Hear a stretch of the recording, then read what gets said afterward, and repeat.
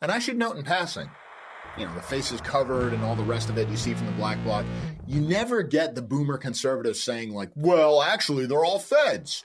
They're all secret government employees. We all accept that these guys really mean what they're saying. We all accept that they're free actors in some way. It's only the people on our side, Patriot Front and the like, who get accused of being feds because they don't want to be doxxed or whatever else. True patriots show their face, yeah? How'd that work out for Jay Sills? Look, the fact is, though, if you look at the Antifa, these guys are actually far more involved with the power structure than anybody on our side. You go back far enough with any of these networks, you're going to be able to connect some crust punk squatting in an abandoned apartment to some multi-million-dollar foundation run by the great and the good. That's the reality. That's what we need to confront.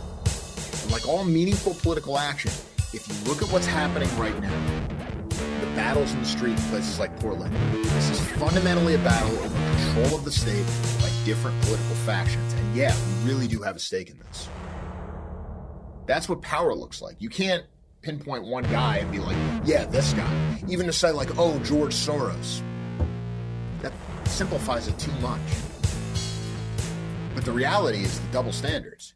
They can protest. They can get paid for it. You get arrested if you protest. You get charges brought against you years later, like the guys at Charlottesville. You get sued for infinity $1 billion if you say the wrong thing online. We have to overcome that. And there's no way out except the hard road. We have to go through this.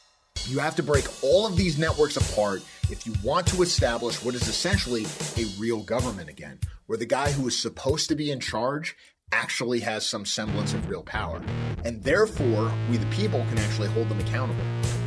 To do that requires force. To use force requires extraordinary moral courage.